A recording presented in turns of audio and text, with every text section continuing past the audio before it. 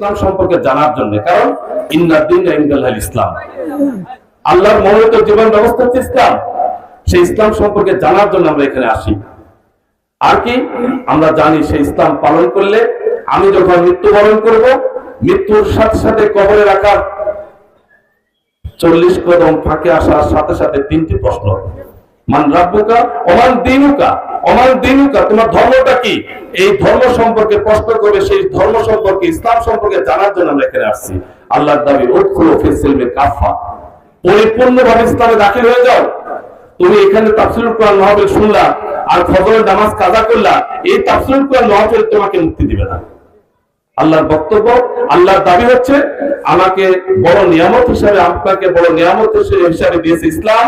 এবার ইসলামকে পরিপূর্ণভাবে পালন করতে হবে। আমরা পরিপূর্ণভাবে ইসলাম পালন করার জন্য কিন্তু আজকে এখানে আসছি। আল্লাহ আমাদের সবাইকে তৌফিক দান করুন।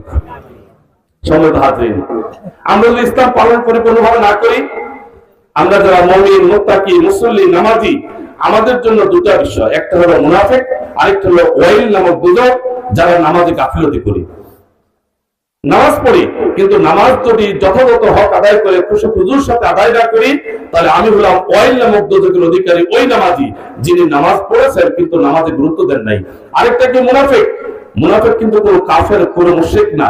মুনাফিক হচ্ছে আমরা যারা মুমিন, মুত্তাকি, মুসলমানদের মধ্যে আমরা যারা আছি, কথা এবং কাজে মিল রাখি না।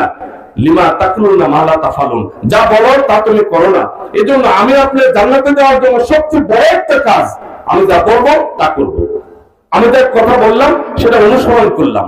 এটা যদি না করি তাহলে আমরা কখনো মুমিন হতে পারবো না। মুমিন হওয়ার ক্ষেত্রে প্রথম শর্ত, আমি এখানে যাচ্ছায় বক্তব্য দিলাম ইসলামের পক্ষে, জানাজার বক্তব্য দিলাম ইসলামের পক্ষে, কিন্তু আমার কার্যক্রম যদি কিছু অনিসলামিক হয়ে যায় হবে না, হবে না।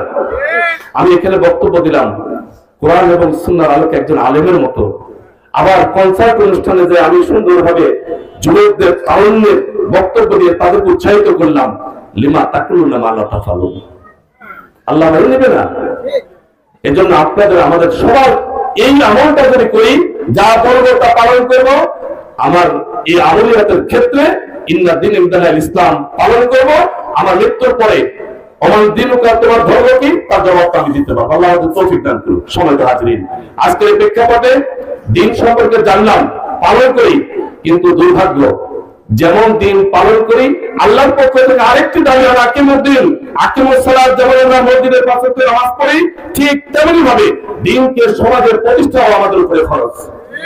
কার কথা এটা? আমার কথা না, আল্লাহর কথা। এটা আল্লাহর কথা। আকিমুদ্দিন, কোরআন থেকে আমি কথা বলছি। অতএব দিনকে কায়েম করতে হবে। স্বাধীনতার 50টি বছর অতিবাহিত হয়ে গেল। আপনারা এই মঞ্চে আমাদের মতো অনেক নেতৃত্বের ইমোশনাল আবেগ, অনেক বক্তব্য শুনে নেতৃত্বকে আপনারা নির্বাচিত করেছেন।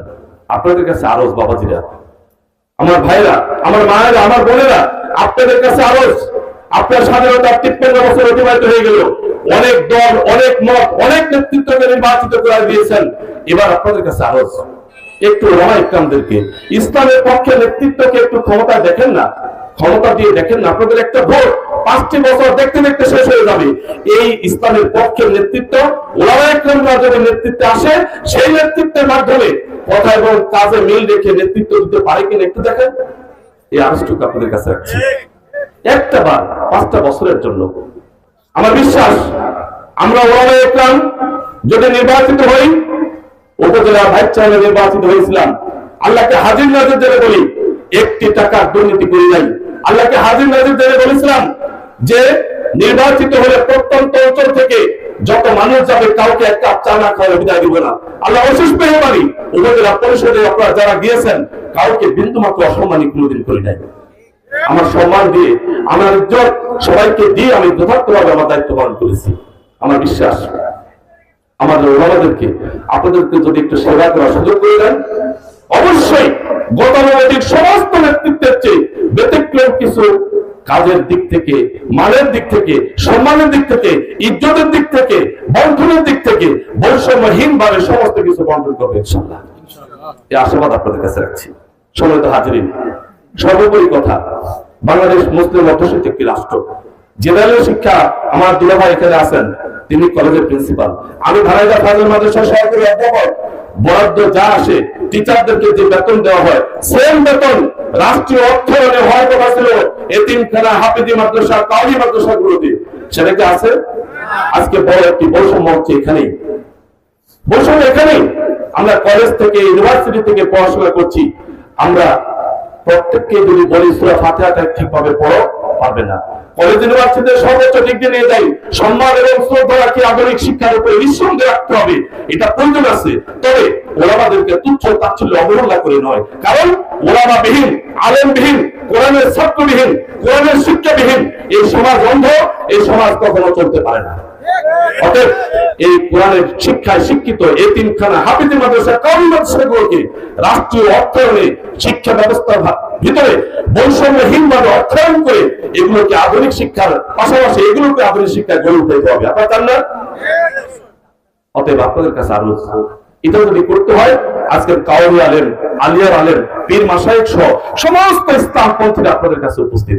আসুন না, আসুন একটি বারের জন্য যে যে মতে আছেন, যে চিন্তায় আছেন, যে আদর্শে আছেন, সমস্ত চিন্তাকে একটু সাইডে রেখে একটা বারের জন্য বাংলাদেশকে দুর্নীতি মুক্ত, সন্ত্রাস মুক্ত, চাঁদাবাজ মুক্ত দেশ গড়ার ক্ষেত্রে ওলামাদেরকে একটু বাইছে নেই, ইসলামের পক্ষে শক্তিগুলোকে একটু বাইছে নেওয়ার আরজটুকু আপনাদের কাছে রাখছি। সর্বোপরি আপনাদের কাছে দোয়া চাই। আমি এমপি পদপ্রার্থী না, এক শব্দটা ভুল, আমি এমপি প্রার্থী। আমি আমার ব্যাপারে জামাত ইসলামের পক্ষ থেকে স্পষ্ট ঘোষণা হয়ে গেছে, নতুন কোন সিদ্ধান্ত যদি কখনো হয় সেটা আলাদা কথা, কিন্তু এখন গুরদাসপুর এবং বড়াইগ্রামের প্রত্যন্ত অঞ্চল পর্যন্ত প্রতিটি জালসায়, প্রতিটি মহল্লায় আমি যাচ্ছি, ওয়ার্ডে ওয়ার্ডে যাচ্ছি, আমি এমপি প্রার্থী। আমি আপনাদের কাছে দয়া করে আপনাদের নেতৃত্বের জন্য, সেবা করার জন্য আমি ব্যক্তিগতভাবে আপনাদের সামনে উপস্থাপিত করছি। আমার কোন বিষয় নিয়ে যদি কথা থাকে দেখবেন, জানবেন, শুনবেন। সর্বোপরি যদি বড়াইগ্রামের সন্তান হিসাবে, আপনাদের সন্তান হিসাবে, মা বোনদের সন্তান হিসাবে, ভাই হিসাবে, যুবকদের ভাই হিসাবে এই বাংলাদেশের এই গুরদাসপুর এবং বড়াইগ্রামকে আধুনিক বড়াইগ্রাম, আধুনিক গুরদাসপুর করার ক্ষেত্রে যদি মনে করেন আমি যোগ্য, তাহলে আমাকে আপনাকে সেবা করার কাজে লাগাবেন। এই আবেদনটুকু আপনাদের কাছে রেখে আপনাদের